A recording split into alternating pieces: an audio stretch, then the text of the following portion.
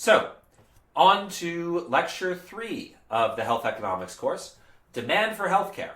So, health demand in healthcare is seems like it might be interesting on the surface, right? It could, and in some ways it is weird, right? Because in some ways, right, you'd expect healthcare to be less elastic, right? You'd expect people to respond less to changes in healthcare prices than other goods, right? If you're dying, you need care no matter what, and you'd probably be willing to pay any price for that. And now we're going to see later in this lecture that is kind of true, kind of not true. But you might also think, for instance, right, if you're a romantic, that in the classical sense of the term, that there's no price people would be willing to, no price is too high for my child's healthcare. That's not true either, right? People do respond to the price of their children's care. And I will show that later in this lecture. But there is, right, it's important to establish the evidence we have on demand for healthcare, right? Healthcare is a lot of interesting markets, but I'm going to show you in this lecture, and I hope to convince you, given the best available evidence we have, it is not so interesting on the demand side. There's other things going up, but there's lots of reasons you think it might be interesting on the demand side, so we're going to go over those, right? We're going to go over maybe people are completely inelastic to the price of emergency room care, where you need to go, when you need to pay for an emergency room visit, you need to pay for an emergency room visit, and you'll do it no matter how much that costs, right? That's possible. Might be the case. We're going to see that's not the case in these slides, right? Healthcare is in some ways surprisingly elastic, surprisingly inelastic. But before we go into that, I am so sorry, everyone, but we need to stop having fun for a moment and go back over the basics of supply and demand, just so we have that review. So let's go over the basics of supply and demand. So we're going to start with intermediate micro, and then we'll also review a bit of Econ 200. But let's say we'll use my sister as an example. And my sister, there are two things she likes in life. She likes expensive workout classes, and she likes what I would call rabbit food. Someone who's more the protein bowls, the salads, things like that, right? So we'll say, healthy, plant-based with maybe some chicken in it food, right? And so her preference for these two things, right? So you have quantity of workout classes here, and then quantity of food here, right? And if you were to draw, right, you can represent her preferences, right? So again, that's the y-axis. This is workout classes.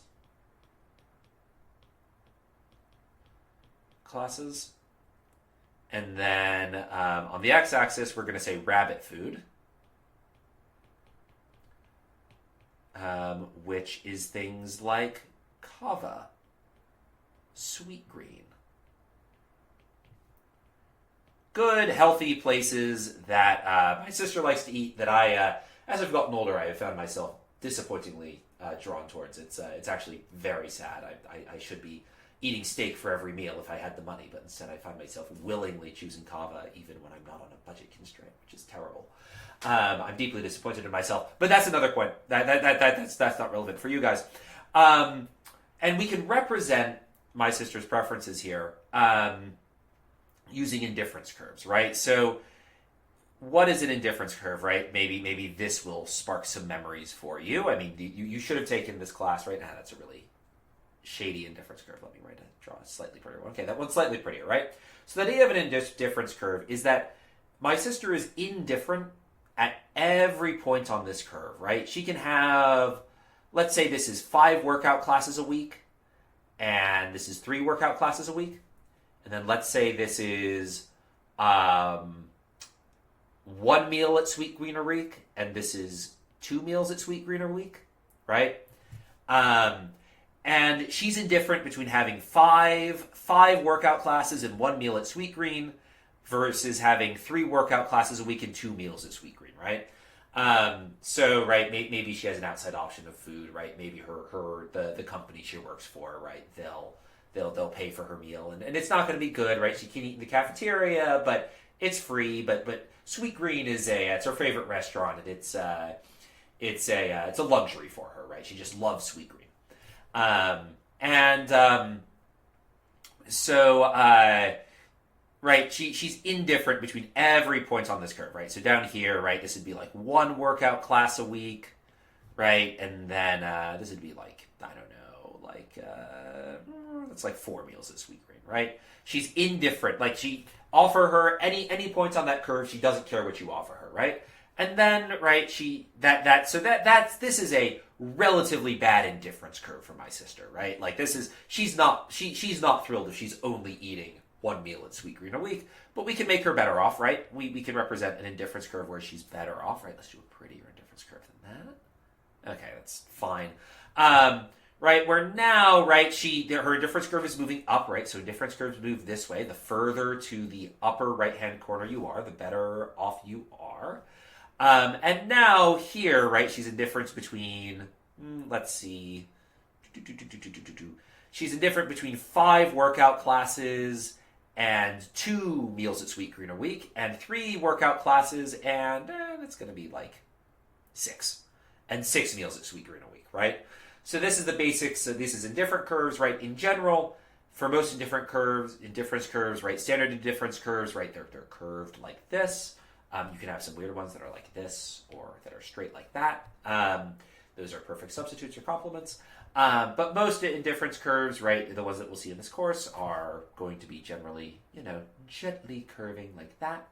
And the further you go out, the happier you are, right? So my sister prefers every point on this indifference curve to every point on that indifference curve. Next up, we have the budget constraint, right? So my sister, she has a job, right, which we're all very happy about. And that gives her annual income Y, right?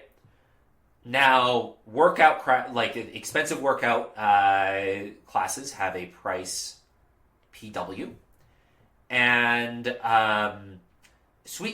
meals at Sweetgreen have a price PF, which is F is for food, right? So Sweetgreen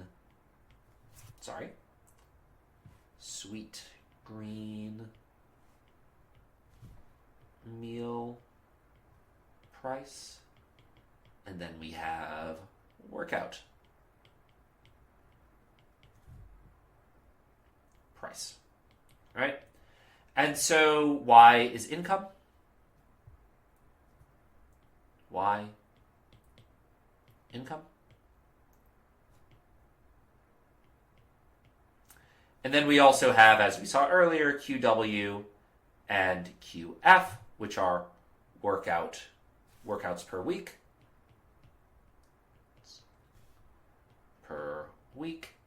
And Sweetgreen meals. Meals at Sweetgreen.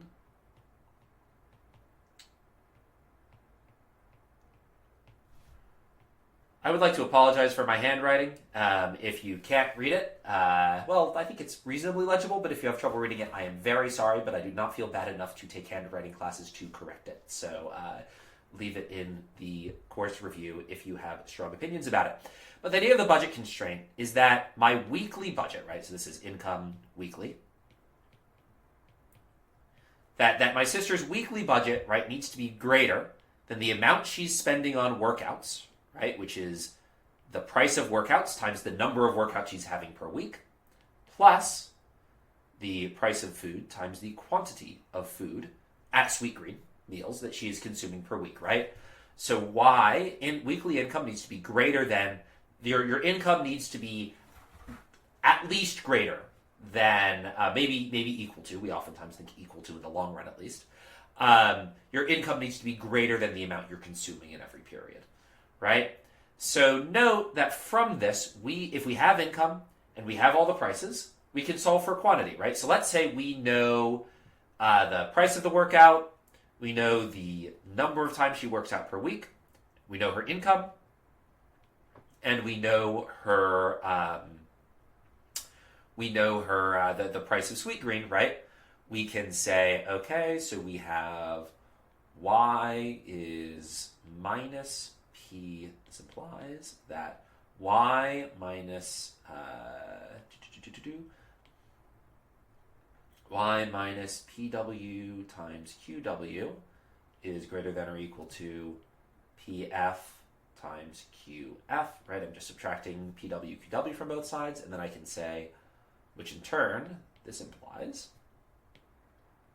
that y minus pw times qw divided by, that's a w by the way, I'll make that clearer, erase w, divided by pf is equal to qf, or greater than or equal to qf, right?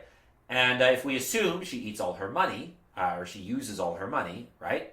That means we have y minus pw minus, or times qw over pf is equal to qf, right? Okay, so that's basic algebra. Hopefully you all know how to do this if you're economics majors, but just wanted to review that, right? That's the basics of the budget constraint.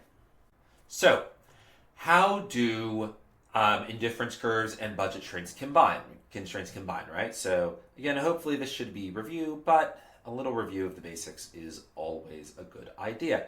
So again, we have quantity workouts, quantity of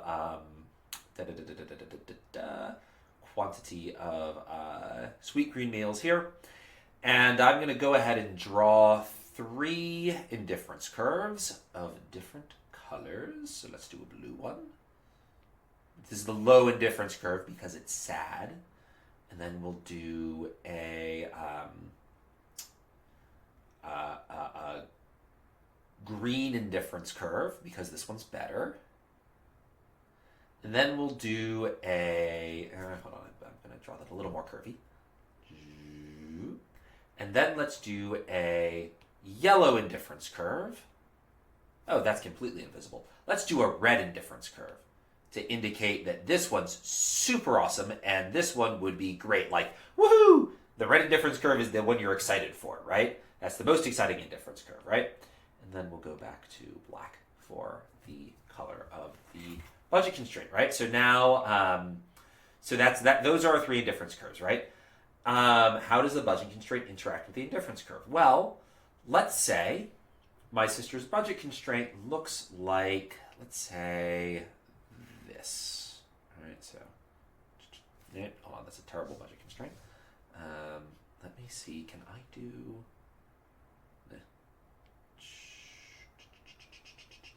Right, let's say that's her budget constraint, right? And right, so this is, by the way, this budget constraint is the line, which is given by y equals p w qw plus p f q f, right? That's what that line is, right? That line, right? If you take pq times qw and pf times qf, that's represented by that line. Set it equal to to y, that's that line, right? So what will my sister actually buy here, right? Well, let's start with things she can't afford, right? So immediately you'll notice this red indifference curve up here, right? She can't afford anything on that curve, right? Her budget constraint is all the way, let's do a different color. Let's do gray.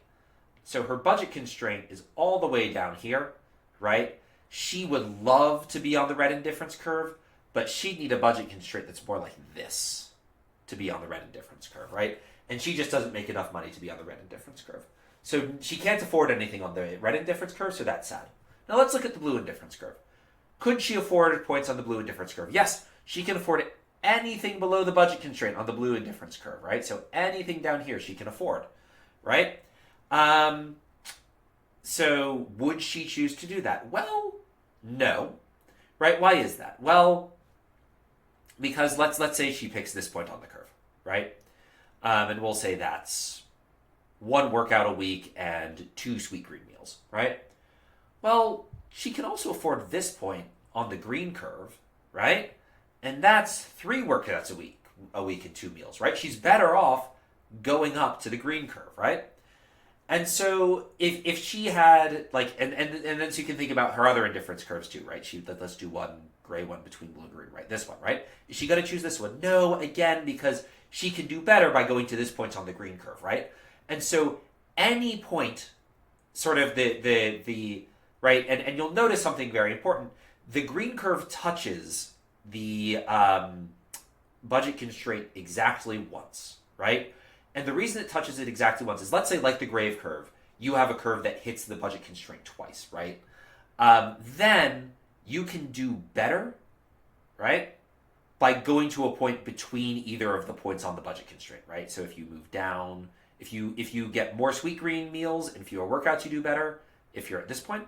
And if you're at this point, you do better by having fewer sweet green meals and more workouts, right? So if you're not tangent, right, that means you hit it exact. You hit the budget constraint exactly once. You can always do better by moving to the indifference curve that is tangent to the budget constraint, which is the green curve at the tangency point here, which we are going to refer to as E. And E is QW star. That means the optimal quantity of workouts and the optimal quantity of sweet green meals a week. QF star, right? Let me do a better Q. Right, that's what E is, right? E is a vector, right? It contains QW star and QF star, which star means optimal, right? So this is given my sister's budget constraint, how much money she makes and what the prices are.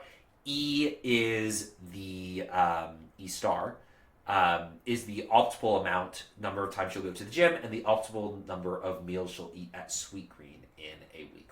So now let's think about what happens when the price of Sweet Green meals changes, right? So on the y-axis here, right, if I draw a point here, right, that point is Y, that's my income. This is if I spend my entire income on Sweet Green meals, right? So this is over Sweet Green. This is the first price of Sweet Green meals. And then let's say this price of Sweet Green meals gets cheaper, right? There's a sale 1 week. And then we have PF prime, and then Y over PF double prime.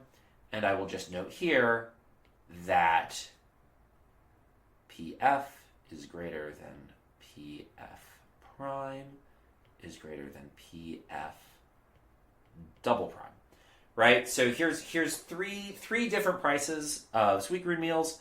And let's say that my sister, the price she faces for workouts is always the same, right? And then we also just have PW, right? That's the price of workouts, never changes, right? So this is Y over PW. This is what happens if she spends all her money working out, right? And so she has three, right? So depending on the price of Sweet Green meals, she's going to have three options, right? And so we'll go blue to red from best to worst, or worst to best again, right? So blue, this is the sad budget constraint, right? This is the price of Sweet Green meals is super high, and so she can't buy that much of them. And then we have the happier budget constraint, the green budget constraint, which is, okay. She's doing better here, right? This is good. And then she can afford more Sweet Green meals if she wants more Sweet Green meals. And then the last thing is we'll do the red budget constraint for this is the super exciting budget constraint, right? This is the one she's psyched about, right? This is Sweet Green's having 2-for-1 deals, super cheap, right? That's the red budget constraint, right? So she faces three budget constraints, right?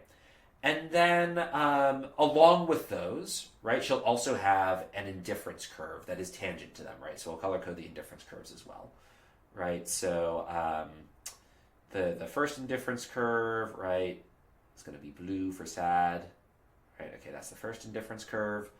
And then, right, that's the indifference curve tangent to the sad indifference curve, which I've now realized I did in black instead of blue. My apologies. And then we have the green indifference curve, which that's the indifference curve that's tangent to the green budget constraint. And then we have the red indifference curve, which is the most exciting indifference curve. This is the one she's happiest with, and it's the one that's tangent to the budget constraint where the price of Sweet Green meals is the lowest, right? Let me redraw that one for a second, actually.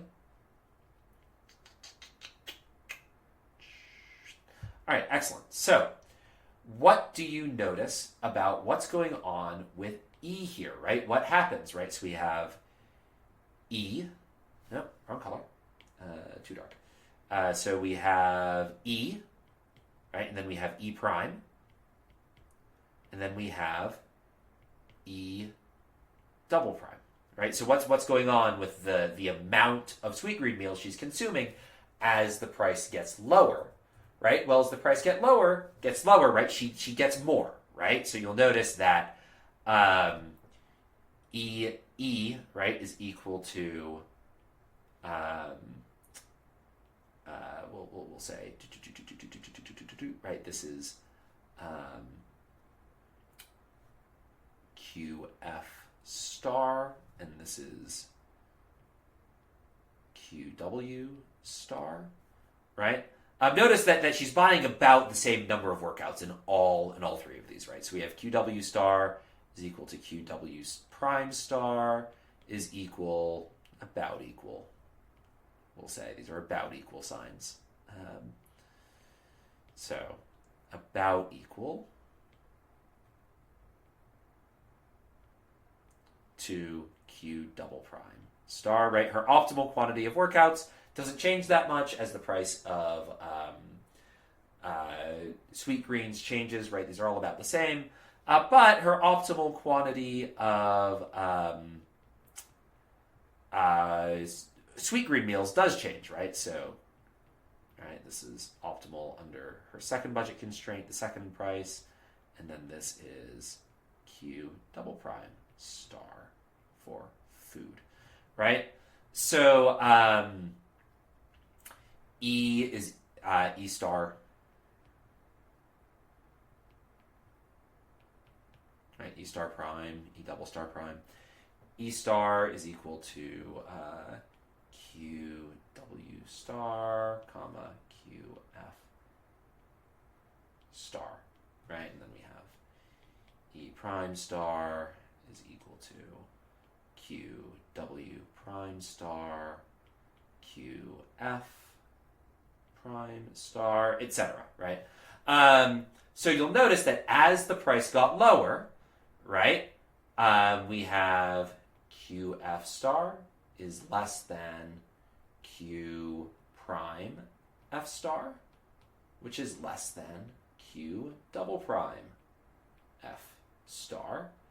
And that's the opposite direction of the prices, right? So the price for Sweetgreen meals was highest. PF star was greater than P prime star, which is greater than P double prime star F, right? Where the higher the price of the thing is, the less of it you buy, right? That means demand curves are downward sloping, right? That's what a downward sloping demand curve means. So if you were to draw my sister's demand curve for Sweetgreen meals, right, based on this, right, and this is econ, this is sort of intermediate econ. If we were to go back to sort of econ 200, econ 101, and see what this looks like in a demand curve, right? So this is my sister's demand curve for we have price of food and quantity of Sweetgreen meals, right? Her demand curve would look like this, right? That's her demand curve for Sweetgreen meals, right? It's something like that, right? It's downward sloping, right? That's what a downward sloping demand curve means. So this is standard, right? We think of most demand curves as downward sloping. Now, for some weird goods, we might think of demand as completely inelastic, and the way we draw it is like this. That means for any price, I have the same amount of quantity, right? So an example of this is completely inelastic. You absolutely need it, and you absolutely only need a set amount of it, right? So you might think of you might think of healthcare that way, right? You might say, hey, look, I'm going to get the necessary healthcare I need, and no matter what it costs, I'm going to pay for that. Now, I'm going to show you that's not how people empirically seem to think about healthcare, or at least a substantial majority of people. Healthcare demand curves do tend to be downward sloping, even for pretty intensive types of care. But it's worth keeping in mind that a perfectly inelastic demand curve is straight up and down. now that we have a demand curve, right, we can look at consumer surplus, right?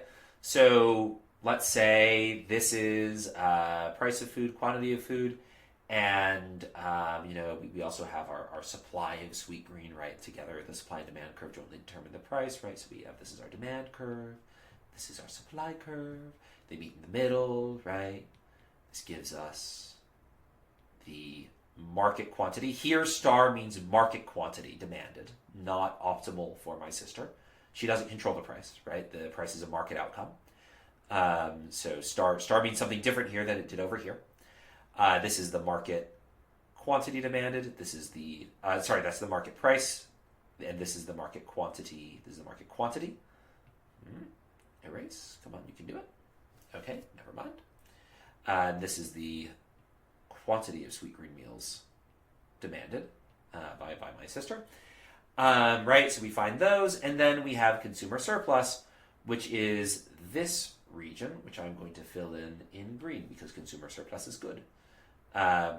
It's this region up here is the consumer surplus, right? So the idea is this is all the surplus she gets because she would be willing to pay for her first sweet green meal, which let's say her first sweet green meal is like, let's say this is one sweet green meal, right? She'd be willing to pay, let's say, P prime F. She'd be willing to pay that much for her first meal, but for her first sweet green meal, she's only paying P star, right? So let's say this is, she'd be willing to pay $20 for her first sweet green meal, but she only has to pay $15, right? I don't know how much meals at sweet green cost. I could be totally off in how much this is, right? And so she's going to gain $5 of consumer surplus from that, right? And then for you just do this for every single point on the curve. For those of you who are taking calculus, you integrate and you just do this for every point on the curve up until she stops buying sweet green meals, which is at QF star, which we'll say is 3 a week. And then she doesn't buy anything. She doesn't buy any more than that. So, right, her total surplus is this triangle up here. That's consumer surplus.